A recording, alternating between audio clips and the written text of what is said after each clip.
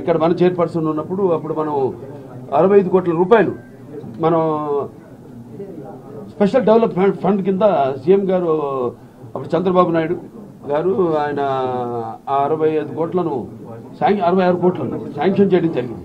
మళ్ళీ reverse tendering అని ప్రభుత్వం మారాక క్యాన్సిల్ చేయడం జరిగింది. ఆ తర్వాత ఏది ఒక్క అభివృద్ధి కూడా జరగలేదు ఇక్కడ హిందూపూర్లో. సో అప్పుడు 62 కాస్త 66 కాస్త ఇప్పుడు 92 కోట్లు అయింది. ఇప్పుడు ఇవాళ మళ్ళీ పెరిగింది. అంటే మెటీరియల్ ఇవన్నీ ధరలు పెరగడం, దానికి అనుగుణంగా టోటల్ కాస్ట్ ఆఫ్ ఇది కూడా పెరగడం జరిగింది, ఎస్కలేషన్ అవ్వడం జరిగింది. ఇవాళ 92 కోట్లు. మనం కూడా ముఖ్యమంత్రి గారిని కలిసినప్పుడు అది ఫైల్ అక్కడే ఉంది, ఫైనాన్స్ డిపార్ట్మెంట్లో ఉంది. సో వెంటనే దాన్ని ఇమీడియట్గా శాంక్షన్ చేస్తానని చెప్పారు ఆయన ఎస్డీఎఫ్ కింద. అలాగే ఏదైతే ఈ ప్రతి వార్డుకు కూడా నీళ్లు అందించాలి, అంతర్గత పైప్ లైన్ ద్వారా నీళ్లు అందించాలని మరొక 120 కోట్ల రూపాయల ఇంకొక డిపిఆర్ ప్రిపేర్ చేసి పంపడం కూడా జరిగింది. అది కూడా ఫైనాన్స్ డిపార్ట్మెంట్లో ఉంది. అది కూడా త్వరగతిన మంజూరు అవుతుంది. శరవేగంగా ఆ పనులు కూడా మొదలు పెడతాము. ఇలా అలా చూసుకుంటే అలాగే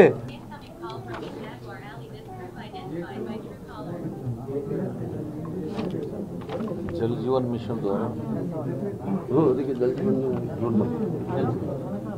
అలాగే మన ఏదైతే డంపింగ్ యార్డ్ ఉందో దాన్ని కూడా ఇప్పుడు ఏదైతే బిట్ కాలేజ్ ఉందో అక్కడికి మొత్తం డంపింగ్ యార్డ్ని అక్కడికి షిఫ్ట్ చేసి మొత్తం ఈ నగరాన్ని ఎటువంటి పారిశుద్ధ్యం లేకుండా కఠినమైన చర్యలు తీసుకోవడం జరుగుతుంది. ఇంకా ముందు ఇంకా ప్రతి ఈ యొక్క హిందూపురం పట్టణాన్ని అతి తొందరగా దించడానికి అయితేనేమి మిగతా అన్ని సౌకర్యాలు కలగజేయడానికి ఈ కాకుండా ఈ 92 120 కోట్లు కాకుండా ఇంకో 100 కోట్ల రూపాయల ప్రపోజల్స్ పంపించడం కూడా జరిగింది.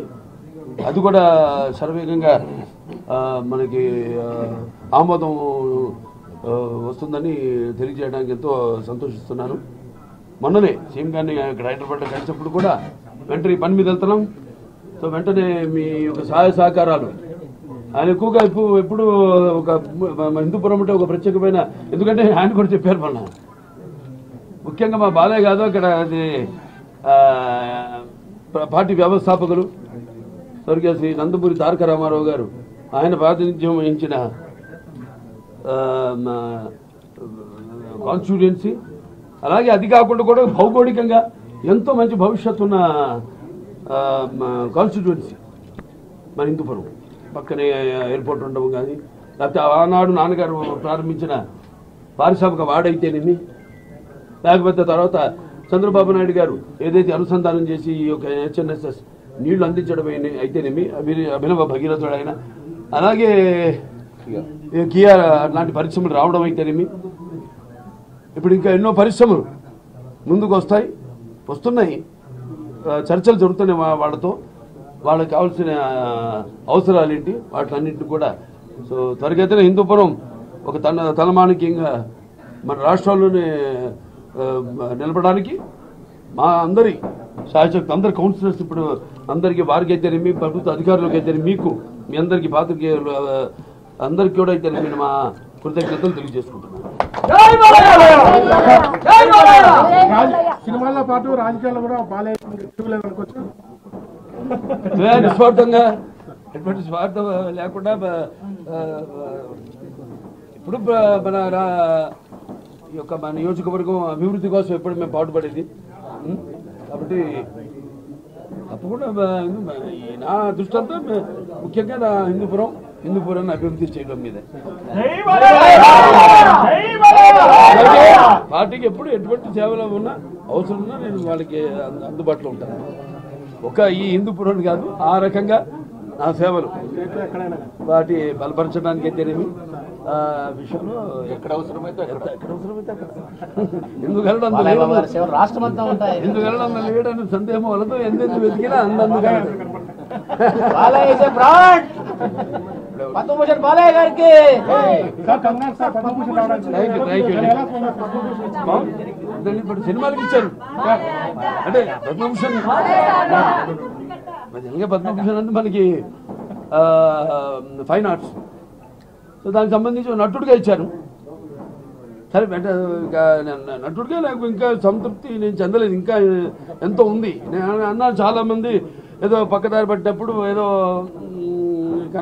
కనుమరుగు అవుతున్నప్పుడు అప్పుడేదో కొంచెం ట్రాక్ మార్చడం క్యారెక్టర్ ఆర్టిస్టులుగా కానీ అలా నేను 4వ హిట్ నా ప్రేక్షక దేవుళ్ళు నా అభిమానులు అయితేనే నాకు ఇవ్వడం ఇంకా నాలో కసిని పెంచింది. సో అంతే అంటున్నాను, అందుకే అన్నాను నా 2 innings ఇక్కడ మొదలైందని. So thanks. మరి నేను నటించిన రకరకాల పాత్రలు అది మరి ప్రజలే దానికి ఆమోదం వేశారు. ప్రతి పాత్ర ఒక నాకు ఛాలెంజ్గా ఉండేది, నాకు ఎవరు ఛాలెంజ్ కాదు, నా పాత్రే నాకు, ప్రతి పాత్ర ఛాలెంజ్ నాకు. ఆ ఛాలెంజ్లో నాకు నేనే అంతగా అంటాను, ఏంటి వీడికి అంతా తెలుసు అనుకుంటారు కొంతమంది నన్ను చూసి. నాకంటే తెలుసుకునేంత గొప్ప విద్య ఇంక వేరేది లేదని నేను అంటాను. అంటే నా గురించి నేనే తెలుసుకుంటున్నాను. ఎప్పుడు మనిషి ఒక దాంతో ఒక స్థాయితో తృప్తి పడటం కాదు, ఆ పైన ఇంకా ఇస్తున్నారు అవకాశం, దాన్ని ఇంకా ఎలా మనల్ని మనం పదును పెట్టుకోవాలి అన్న ఒక తపన ఉండాలి. ఆ తపనే నన్ను నడిపిస్తుంది. అదే ఆ పుణ్య దంపతుల అమ్మగారు నాన్నగారు ఆశీస్సులు, ఆ కళమ్మ తల్లి ఆశీస్సులు, ప్రేక్షక దేవుళ్ళ ప్రోత్సాహం. అది ఇంపార్టెంట్. తప్పకుండా అండి, వస్తుంది కూడా. అదే అందరి కోరికమ్మా, అందరి కోరిక. అప్పటిదాకా అది వచ్చేదాకా కూడా నాకు ఈ పద్మభూషణలు ఇవన్నీ నేను అంటాను కదా, ఇప్పుడు పదవులకు నేను అలంకారం కానీ పదవులు నాకు అలంకారం కాదని. రామారావుకి భారతరత్న వచ్చే వరకు అది రావాలని వస్తుంది తప్పకుండా, అది అలాగే ఉంటుంది. ఆకలి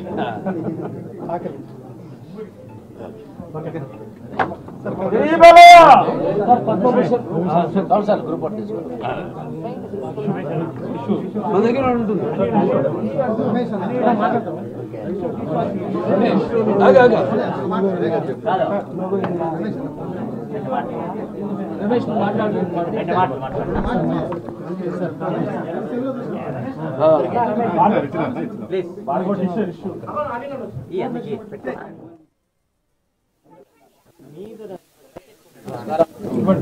మేము చిన్నప్పటి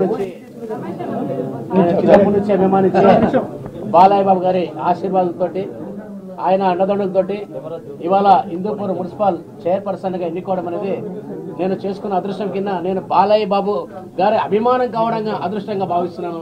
ఎందుకంటే ఆయన అభిమానం కావడంతోనే తెలుగుదేశం పార్టీలో చురుగ్గా పాల్గొనడం, తెలుగుదేశం పార్టీ కోసం నేను పనిచేయడం. బాలయ్య అంటే ప్రాణం, బాలయ్య అంటే మాకు ఆరాధ్యం, బాలయ్య లేనిది వ్యర్థం మా జీవితం. కాబట్టి మా జీవితం బాలయ్యకు అంకితం. కాబట్టి బాలయ్య గారి ఆశీస్సులతోటి మేము ఈ మున్సిపల్ కౌన్సిల్ అందరూ